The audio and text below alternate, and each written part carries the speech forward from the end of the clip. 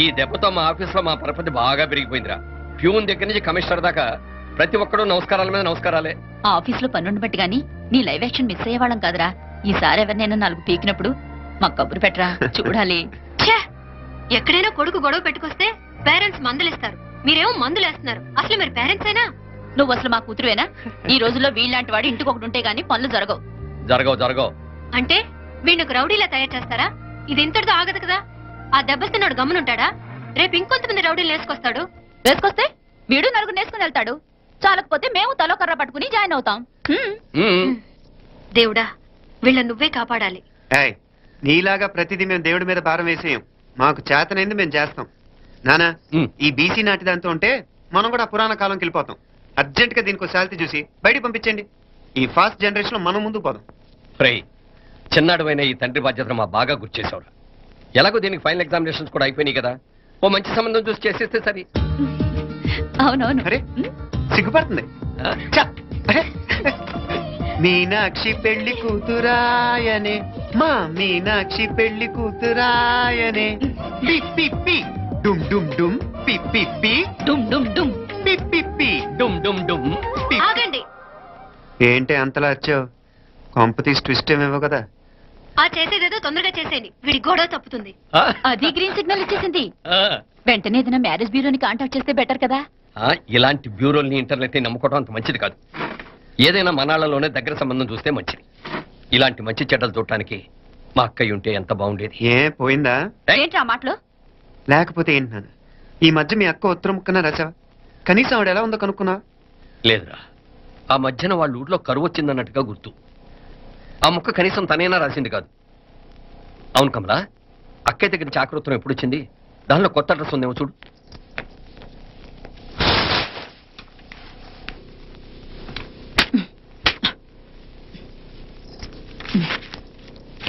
ఇవి చూడు. ఇదే ఆఖరిది అనుకుంటా. మా ఇది ఓపెన్ కూడా చేసినట్లేదు. ఏంటి ఓపెన్ చేయలేదా? ఇటీ ఈ చేతిరాత మా అక్కయ్యలాగానే ఉందే. నానే ఉంటాం కాదు, మీ అక్క దగ్గర నుంచే. మరీ ఫాస్ట్ జనరేషన్ అయిపోయి సంవత్సరం క్రితం వచ్చిన లెటర్ను ఓపెన్ చేసి తీరుకు కూడా లేకుండా పోయింది. చిరంజీవి ఆనందరావుకి మీ అక్క ఆశీర్వదించరా అనేది, పిల్లలు మీరు క్షేమంగా ఉన్నారని భావిస్తున్నాను. మీ బావ పోయిన దగ్గర నుంచి ఆరోగ్యం అంతంత మాత్రంగానే ఉంది. దానికి తోడు మనిషిని పాము కాటేసినట్టు మన ఊరిని కరువు కాటేసింది. వర్షాలు లేక పొలాలన్నీ బీడివారిపోయాయి. వానలు పడాలని మొక్కని దేవుడు లేడు. గొడ్లు కూడా సరైన తిండి లేక ఎముకలు గూళ్ళైపోయాయి. అందరూ ఊరు వదిలి వలసిపోతున్నారు. నేను కూడా పక్క ఊరికి వెళ్ళిపోదాం అనుకుంటున్నాను. ఖర్చులు కొంచెం ఇబ్బందిగా ఉంది. ఏమనుకోకుండా 2000 ఉంటే సర్తామని ఈ ఉత్తరం రాస్తున్నాను. అమ్మా నాన్నలకు గుర్తుగా మిగిలిపోయిన ఆ పొలం అమ్మటానికి మనసు రాక నిన్ను అడుగుతున్నాను. వెంటనే ఏ విషయం తెలియజేస్తామని ఎదురు చూస్తూ మీ అక్క పార్వతి. ఏంటి నాన్నది? రక్తం పంచుకు పుట్టిన అక్క సంగతి కూడా పట్టించుకోలేనంత ఫాస్ట్ జనరేషన్ అయిపోయింది. మీనాక్షి అన్నట్టు ఆ బీసీ నాటికి వెళ్ళిపోవటమే బెటర్. హలో, రేపు నువ్వు కూడా అంతే నాయనా. ఇప్పుడేమో పీపీపీ అని తోకలా తిరుగుతున్నావే, రేపు ఆ డుండుండుం కాస్త అయిపోతే నేను కూడా కనపడను. ఎప్పుడు నీ పెళ్ళం, నీ పిల్లలు, నీ ఆస్తులు, నీ గొడవలు. నానా, దీని ముక్కుకు తాడేయాలంటే నీ అక్కంటే మంచి సంబంధాలు చూస్తాను కదా. ఎక్కడున్నా తను నేను తీసుకొస్తాను. తన్ని తీసుకొస్తావా? తన్ని తీసుకొస్తాను.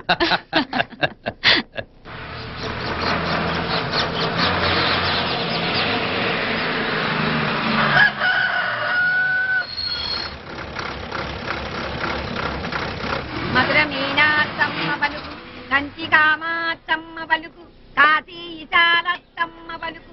బాబు, ఇక్కడ కావూరి పార్వతమ్మ గారి ఇల్లు ఆ సందులో రామాలయం పక్కన ఉందండి.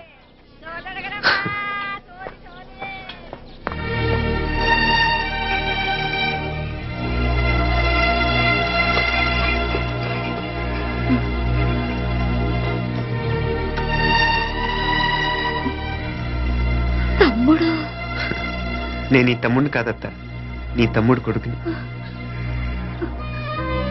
అదేలేరా, నిన్ను చూస్తే మా తమ్ముడు తలొప్పుకొచ్చాడు. ఇక మీదట ఇలా గుర్తొచ్చినప్పుడే తలుచుకోవటం కాదు, ఇక నువ్వు నీ తమ్ముడి దగ్గరే ఉంది కానీ బయలుదేరు. ఏరా, గుర్తొచ్చినప్పుడు మాత్రమే తలుచుకునేది నేనా, మీ నాన్నరా? బాధే అత్త, నీ తమ్ముడు కూడా చాలా బాధపడుతున్నాడు. ఆ గవర్నమెంట్ ఉద్యోగం సంగతి నీకు తెలీదు. బండి చాకరీ అనుకో, ఇక నీ తమ్ముడు లాంటి సిన్సియర్ ఆఫీసర్ అనుకో, ఇల్లంతా పనులు. దానికి మీ మరదలు కూడా తోడైంది. ఇద్దరు బిజీ బిజీ, చదువులతో మేం బిజీ, మా ఇల్లంతా బిజీ బిజీ. ఇక మా ఊరు సంగతి అయితే మొత్తం గజిబిజీ. ఎవరెంత బిజీ అయినా తోబొట్టుల మధ్యన బిజీ అనే మాట రాకూడదని నేను వచ్చాను. నా మంచి అత్తే కదూ, మనసులో ఏం పెట్టుకోకుండా బయలుదేరు.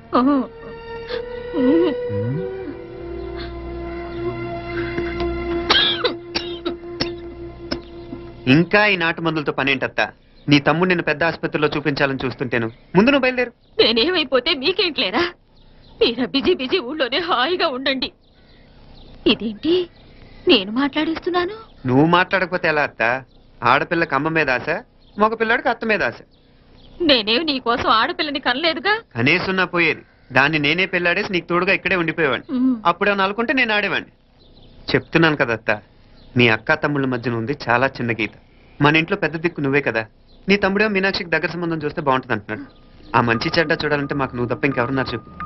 మీనాక్షికి సంబంధాలు చూస్తున్నారా? ఇంకా చూడలేదత్త. నీ తమ్ముడు నీకే అపనప్ప చెప్పాలనుకుంటున్నాడు. అట్టయితే ఆ బూరుగు పిల్లల సంబంధం మాట్లాడేస్తే సరి. ఏ బూరు పల్లెలు? అదేరా, కుర్రాడు కూడా బాగా చదువుకున్నాళ్లే, ఇంద్రవల్లిలో ఉంటారు. అయితే మనం హైదరాబాదు. నా తమ్ముడి కూతురు పెళ్లి నేను కాక మరెవర్రా చేసేది? నేను బండి కట్టించుకున్నారా? కొంచెం ఆగరా, ఏదైనా తిని వెళదు. తర్వాత తింటానత్త, నువ్వు ముందు రెడీ రెడీ అవు.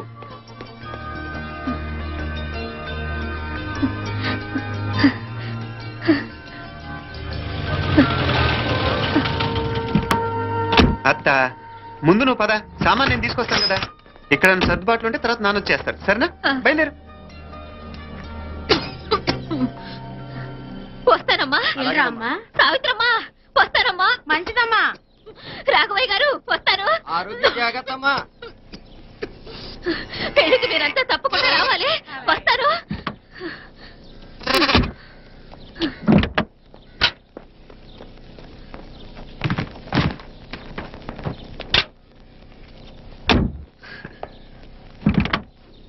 జరుగత్తా, జరుగు. అత్త అత్త,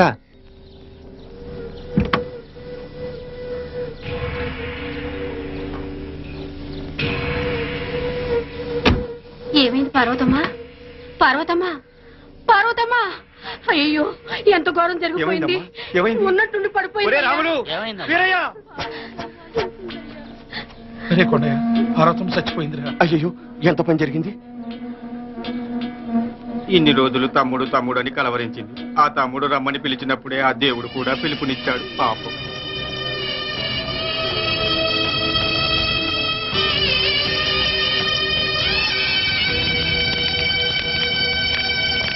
మా నాన్నగారి సంతానంలో నేను తప్ప ఇంకెవ్వరూ మిగల్లేదు. అయిన వాళ్ళందరూ వెళ్ళిపోవటంతో మీరందరూ ఉన్నా కూడా నాకంటూ ఎవ్వరూ లేరనిపిస్తోంది. మీ అక్కయ్య కళ్ళల్లో కూడా ఇదే చూశాను నాన్న. కాకపోతే తను పోయాక నువ్వు ఎవరు లేరని ఫీల్ అవుతున్నావు. మన అందరూ ఉండి కూడా తన ఒంటరితను అనుభవించింది. పోయేటప్పుడు కన్నీళ్లు కార్చడానికి నానే వాళ్ళు ఎవరు లేకపోవటం చాలా దురదృష్టం నాన్న. పగాడికి కూడా ఈ పరిస్థితి రాకూడదు. తెలుసో తెలియకో నాన్న చాలా తప్పు చేశాడనిపించింది. ఎంత మెకానికల్ లైఫ్లో పడిపోయినా తోబొట్టులు నిర్లక్ష్యం చేసుకొని పోగొట్టుకోవడం మహాపాపం. కళ్ళు తెరుచుకొని చూస్తున్నట్టుగానే పోయిన అత్తయ్య చివరి చూపు ఈ విషయాన్ని శాశ్వతంగా నా గుర్తుండిపోయేలా చేసింది.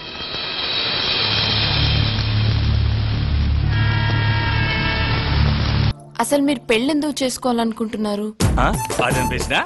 మగాడన్నాక ఆడతోడు ఉండాలా, ఆడదన్నాక మగతోడు ఉండాలా. వీళ్ళిద్దరిది ఇసుకి చూడాలాగా ఎడతీలని బంధం మరే. నన్ను పెళ్లి చేసుకోవడానికి మీకున్న అర్హతలేంటి? 500 ఎకరాల ఆసావుని మీరు సంపాదించారా? ఆ ఛాన్స్ మాకెక్కడిచ్చారమ్మా, మా తాత సంపాదించారు. ఇదిగే 300 ఎకరాల కొబ్బరి తోట కూడా ఉంది. ఓహో, మీరు కొబ్బరికాయ వ్యాపారం చేస్తారా? ఒక సీజన్ లో ఎన్ని కాయలు దిగుమతి అవుతాయి? అదిగో మళ్ళీ అవకాశం మా నాన్న అన్నయ్య చూసుకుంటారు. మరి మీరేం చేస్తారు? ఈ ఆర్తిని ఎలా ఖర్చు పెట్టాలా అని బేంగతో ఉంటాను.